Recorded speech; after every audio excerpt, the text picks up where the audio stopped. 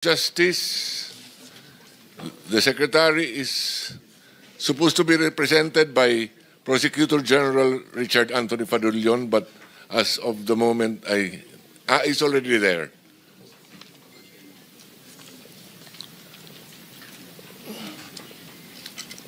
From the PAGCOR, they are represented by Assistant Vice President for Gaming, Licensing and Development Department.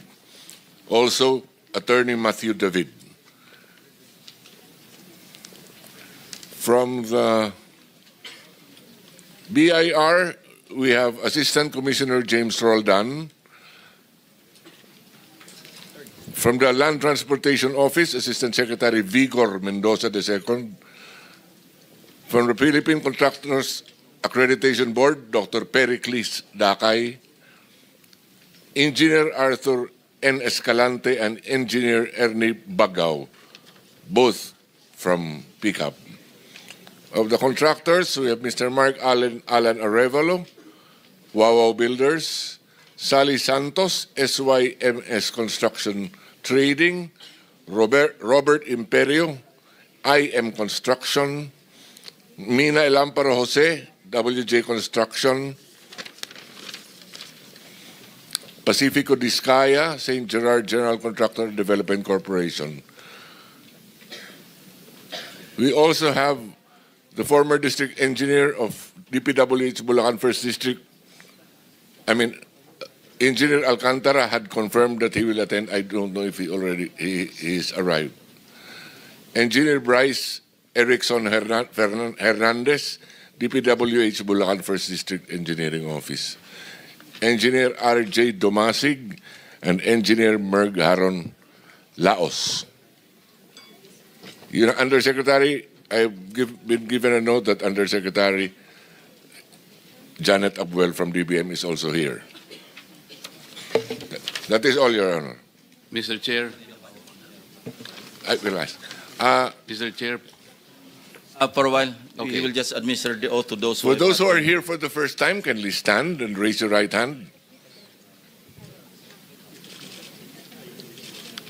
Do you swear or affirm to tell the truth, the whole truth, and nothing but the truth in this proceeding? Thank you. You may take your seats. Well, it's a pleasure of Senator Marcoleta. Thank you, Mr. Chair. In the agenda, I can see that Yusek Maria Catalina Cabral was invited, but I don't see her in this room, Mr. Chair. Why? May we hear from Secretary Vince Dizon? Mr. President, Mr. Chairman, good morning po sa members ng Blue Ribbon Committee, honorable members of the committee. I think for former Undersecretary Cabral, I just want to inform the body that I officially accepted the courtesy resignation of Undersecretary Cabral 2 nights ago. And I believe, Mr. Chairman, that I think she wrote a letter. No, she informed me by message late last night that she had written the committee to inform her of that, to inform the committee of her of the acceptance of her courtesy resignation, and thus I think requested not to attend. But of course, even if she is now just a private citizen and no longer part of the DPWH, I'm sure if the committee will require her to attend, she still must attend. No? But now no longer as a official of DPWH, but as a private citizen. Thank you, Secretary Dizon, for the information. Mr. Chair, I don't think her resignation will shield her from her responsibility. There are personal questions that we need to ask her. More particularly, Mr. Chair, your own expose, I still recall in your last privilege speech, her text message to Senator Soto is very damning. I mean, it is something that we need to properly process. It is something that is probably within the heart of the system of DPWH. So kahit na mag-resign po siya, it will not matter to us. There are personal questions that we need to ask. Salamat po. And the chair agrees. So if there is any motion to issue a subpoena and/or subpoena duces tecum, then we'll put it into a vote. Yes, Mr. Chair, I move that former Yusek Cabral be still invited to appear before this committee. Invited or issue a subpoena? Or issue a subpoena. Better, Mr. Chair. Any objection? I second the motion. Properly seconded. So ordered.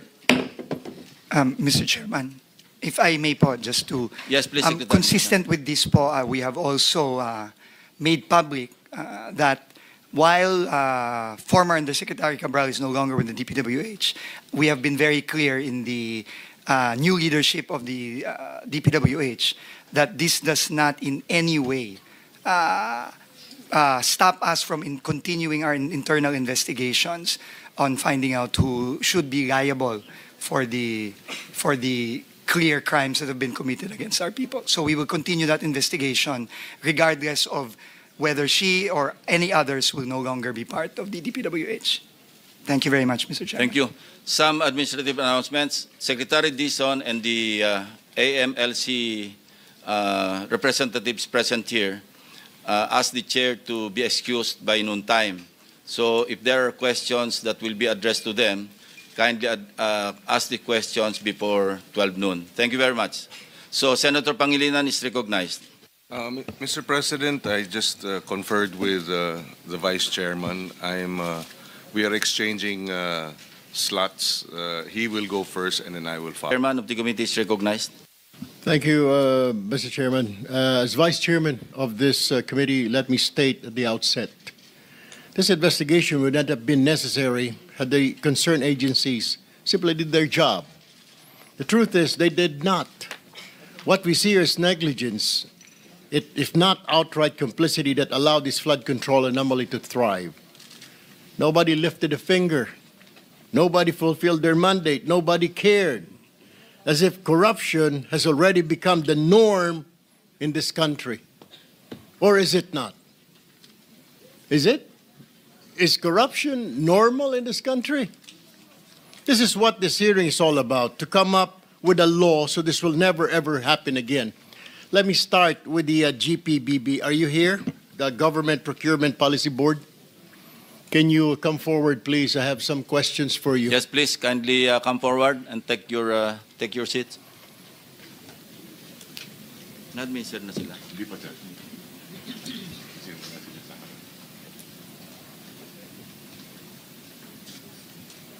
Classmate, seatmate.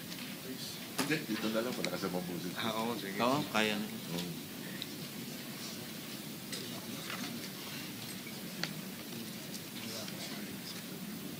And also, do we have the representative from the Bureau of Internal Revenue here?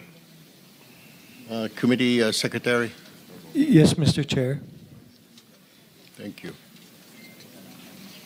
Sige na, pati ano yan sa GP po. Sige, go ahead. Administer. Kindly stand and raise your right hand. I already have. Okay, thank you. All right, thank you. Please proceed. Can you identify yourself, please? Resource person.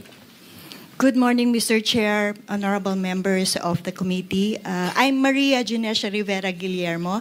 I'm actually the officer in charge of the Government Procurement Technical Support Office. I'm as well as an appointed Deputy Director General, Your Honor. All right. Based on the data, Mr. Chair, from the Philippine Center for Investigative Journalism, among the top 15 contractors that have been named by the President, the following had a poor, unsatisfactory contractor's performance evaluation. Tama po ba? Nagbigay po kayo ng ilan? Tama po ba itong report ng PCIJ, itong SunWest, Legacy, EGB, Equiparco, MG Samidan, LRTK Builders, ay ilan lamang at High-Tone at Real Road Edge, ay ilan lamang sa mga kontratista na may poor or unsatisfactory contractor's performance? Mr. Chair? Mr. Chair, Your Honor, the CPES report or the Contractor's Performance Evaluation System report bears those po as the unsatisfactory po na rating nila sa CPES.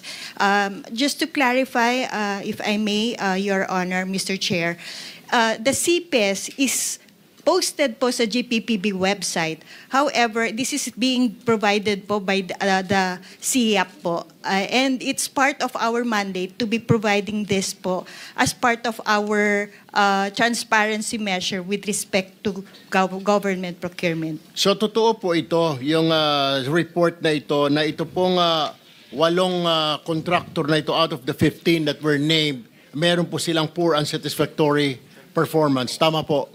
If we, Ma'am, Mr. just Chair, say kung tama or hindi po tama. it bears, yes, Your Honor, it's in the report po. All right.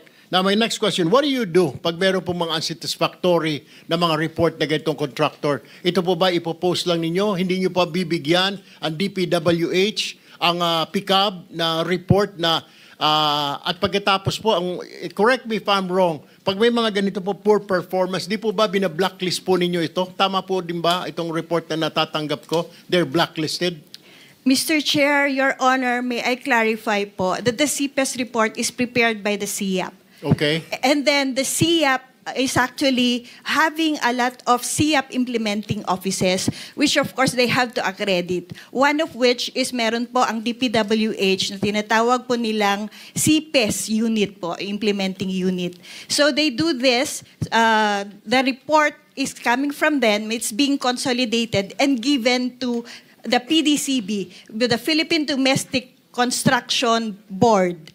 And then, binibigay po yun na copy sa amin, sa GPPB TSO, as part po, kaya po pinopost din po namin yon. Ngayon po, when it comes now to the rating, we do not do the blacklisting because this is the part po yan ng procuring entity. Now, if I may explain further po, what's the purpose of the CPES rating insofar as the procurement law is concerned? Under RA 9184 po, before this is only being looked into kapag ka-part po siya ng submission to support po yung single largest completed contract ng isang contractor. Meaning po, kapag magbibid po sila, yun po ay hinihingi as part po ng SLCC, yung sinusuportahan po niya.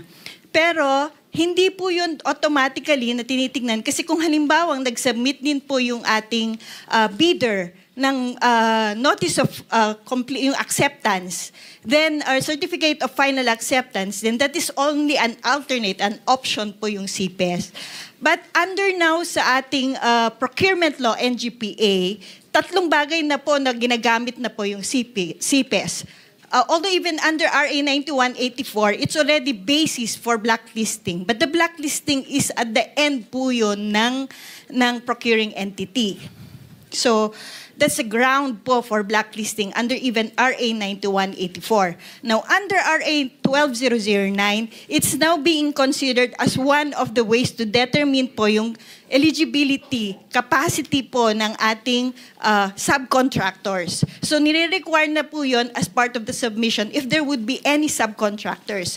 Number 2 is the same pa rin po as supporting document din po siya ng single largest completed contract, pero hindi po siya yung automatically, option po siya. Kasi kung nakapag-provide naman po yung ating yung bidder for that project ng kanyang certificate of final acceptance, then they are able to no longer look into the CPES. Pero third, which is also very strengthened under RA 12009, is the requirement na yung CPES po could be the basis for blacklisting. But as I would emphasize, it's not GPPB Technical Support Office nor even our GPPB who's doing the blacklisting, Your Honor, Mr. Chair. So kayo nga ang nagba-blacklisting?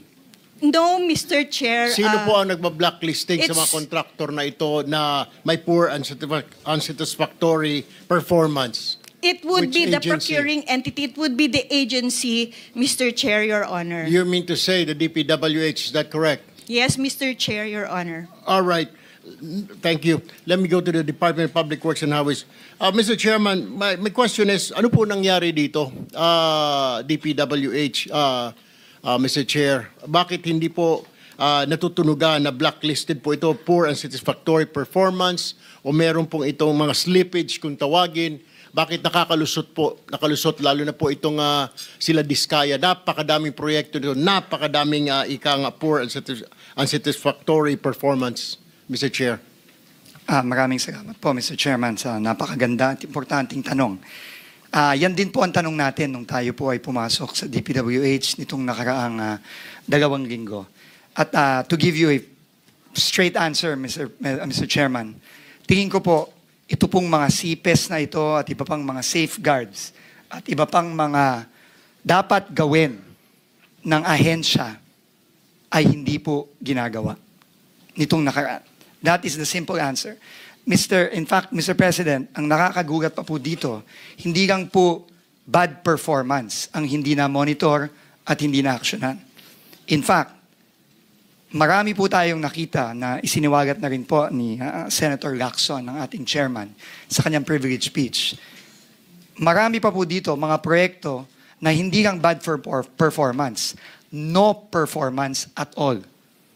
In fact, marami pong mga ghost project na on record, may mga papeles po tayo, at ito nga po ang naging basehan natin sa mga kasong final natin ditong nakaraang linggo,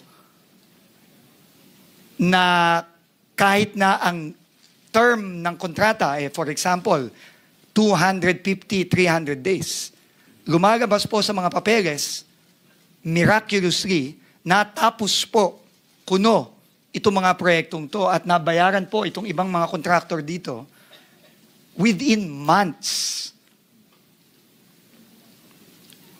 Alright. Sign po ito nitong mga ibang nandito ngayon as completed. At nabayaran po itong mga kontratang ito. So clearly po, hindi po ginagamit itong CPES at kung ano-ano pang mga dapat ginagamit ng ahensya para i-monitor ng tama ang implementasyon ng mga proyekto. That is the straight answer po that I can give the Honorable Committee. At nakikita po natin ito hindi lamang sa mga kontrata sa Bulacan, kundi nakikita na rin po natin ito sa ibang kontrata sa iba pang lugar. Actually, Mr. Chair, sa Bulacan, sa First District, araw lang po ang binibilang eh. At nababayaran po ang contractor. And anyway, in the course of in your investigation, Mr. Chair, what are the ghost projects added to the list and substandard? Right now po, we have received more than 100 reports already in only 2 weeks of ghost or very substandard projects. And right now po, ang track po ng bagong team sa DPWH ay unang-una dahil nga po nabuo na ng ating Pangulo ang Independent Commission for Infrastructure. Kami po ngayon ay in very, very close coordination sa kanila. Bawat po project na nare-report, nagbubukas po kami ng case file dito. Ini-inspection po natin either personally or yung pong mga ibang kasama natin sa team. Ngayon po kasama na po ang members at team ng ICI, lalong-lalo na po ang special advisor ngayon ng ICI na si ang mayor po ng Baguio City, si Mayor Benji Magalong. So, ganun po ang ginagawa natin at kapag nagbi-build up po tayo ng kaso, kada proyekto, ini-inspect po natin, chine-check ang records, at pag meron pong nakitang klarong anomalya, either ghost o napaka-substandard, at napatunayan po na meron pong mga contractor na nabayaran na kahit na hindi pa tapos or non-existent ang proyekto, immediately po bumubuo na po tayo ng kaso na either ifa-file or in this case po na nabuo na po ang komisyon, pinapasa na po natin sa komisyon. Alright, Mr. Chair. Bilisan na lamang po natin ang pagsasagot po, Mr. Chair, kasi po marami po pong nakapila at only Na po, 2 minutes and 39 seconds. No, I understand po because you're explaining it properly. Ang tanong ko lamang po kasi, so, will you agree with me na may collusion po talaga? Yung mga dating opisyal na DPW simula sa taas hanggang sa baba, hanggang sa mga district engineer, project engineer, nakikipagsabuatan sa mga contractor para kumita. Absolutely agree, Mr.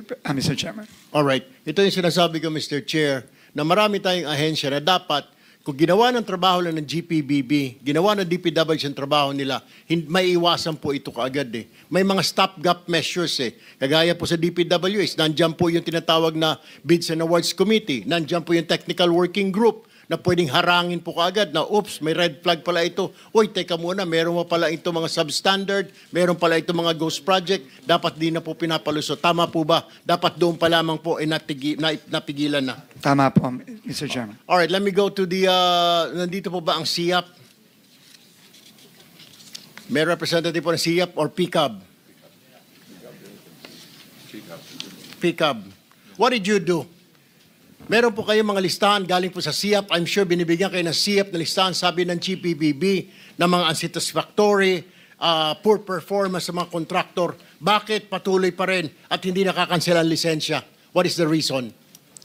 The list, Your Honor, is given to PDCB, the Philippine Domestic Contractors. Kindly identify yourself.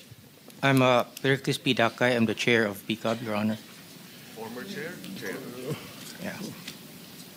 Former. Is he the For- former chair? Okay.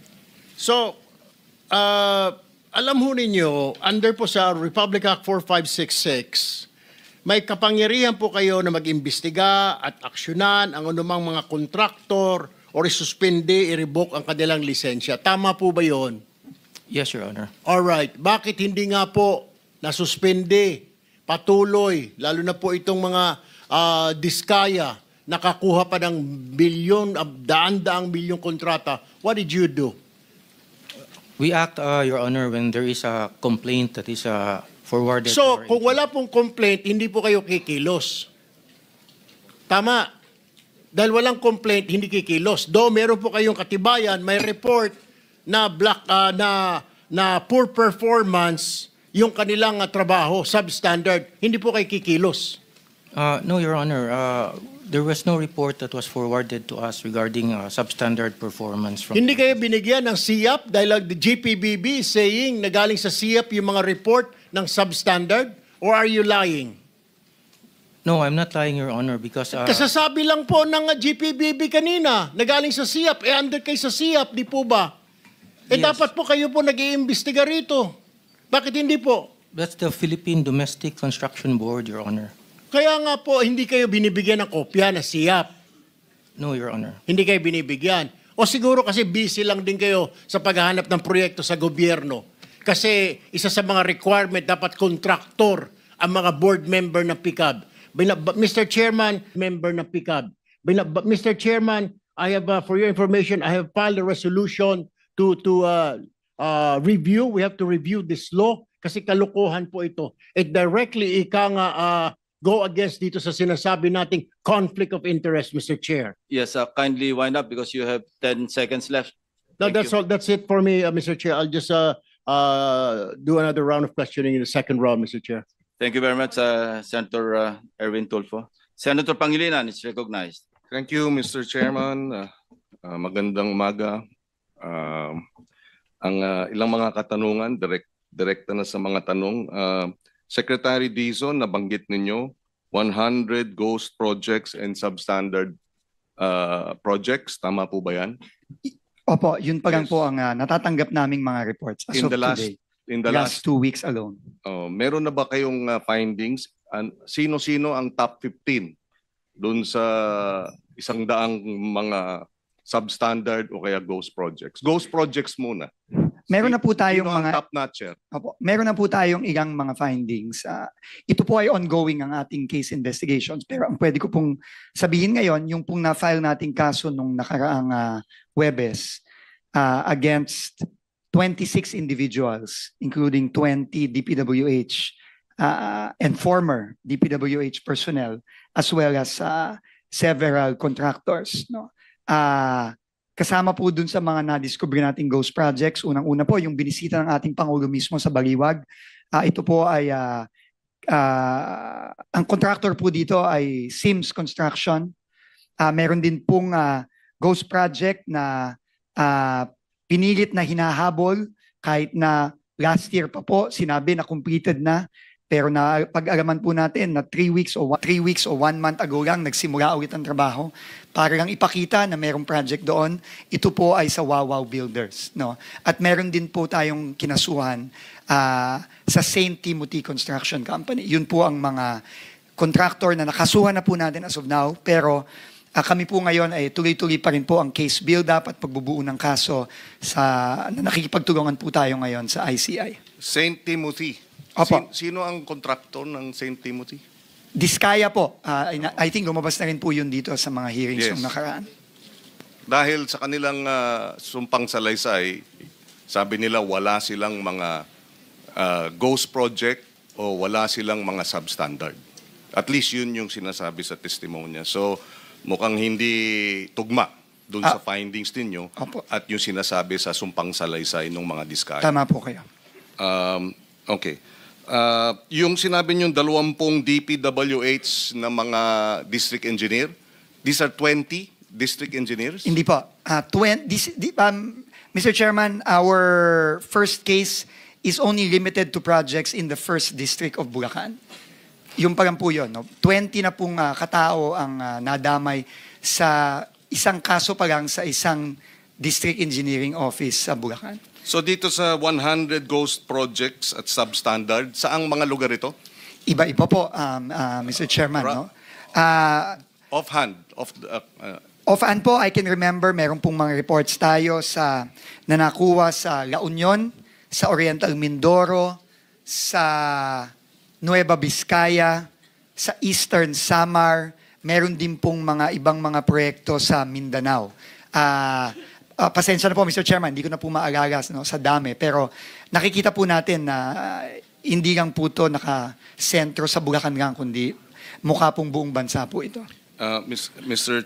Chairman, may we request that the people, at least a selected number of possible, how do you call it, players in La Union, Oriental Mindoro, and Nueva Vizcaya, whether government or contractors, be invited in the next hearing? Yes, we have to identify them first. Yes. Yes, thank you, Mr. Chairman. Secretary Dizon, ang ating pagkaalam, at ito ay nakausap natin si former Secretary Babe Singson, na ang patakaran dati para involved ang LGU at Regional Development Council ay pagka 50 million and below ang proyekto, district engineer. Pero pagka 50 million and above, kasama na ang Regional Development Council sa pagbubusisi sa mga proyekto. Tama po ba yan? Noon dating patakaran. Tama po, no, ika-clarify ko lang po, no. Sa tingin ko po ang tinutukoy niyo po ay yung thresholds of authority ng district, region, etc. No? Yes.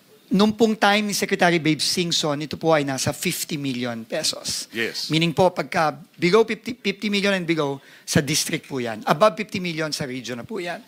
Ito po ngayon ay itinaas.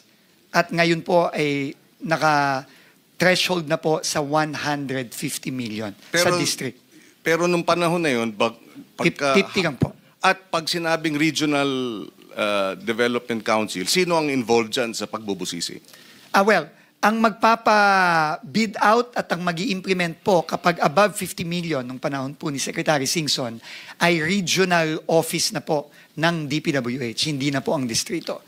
Pero ngayon po, tumaas na po ang mga thresholds na yun. Yes, pero hindi ba pag regional office, saan ang involvement dati ng mga probinsya, ng mga local governments? Meron ba? Sa aking pagkakaalam po na Mr. Chairman, dati po kailangan po ng acceptance ng local government unit ang mga proyekto. Ito na rin po ay pinoint out ng ating Pangulo nung siya ay bumisita sa Baguio at nakipag-usap po siya kay Mayor Benji Magalong. However po, nagulat na lang po ang Pangulo na tinanggal na po yun. Sino nagtanggal nun? Inaalam ko pa po kung kaninong termino sa DPWH tinanggal. If you will allow me po, I will get back to the committee on that para po ma-establish natin kung anong date ito tinanggal para malaman po natin kung sino po ang secretary nung panahon na yan. At ano ang pagkakaiba pag regional ang nagpapasya at district engineer ang magpapasya? which worked better in your opinion? Ano ang mas magandang proseso o mas maayos na proseso? I'm not in a position pa po to say which is better and which is not. But what I can say po, Mr. Chairman, is meron pong inherent flaw sa nakikita nating sistema sa DPWH. Kasi po, lalong-lalo na dito sa mga proyektong inaaral po at binubusisi ng committee ngayon, madalas po, or in fact, most of the time, hindi po ito dumaan sa Local Development Council, hindi po ito dumaan sa Provincial Development Council, at hindi din po dumaan ito sa Regional Development Council. To quote po si Governor Bons Dolor ng Oriental Mindoro, nung kasama ko po siya at nag-inspect kami doon, para na lang daw sumulpot parang kabuti itong flood control project sa Nauhan, sa sarili niyang bayan, hometown po niya yon.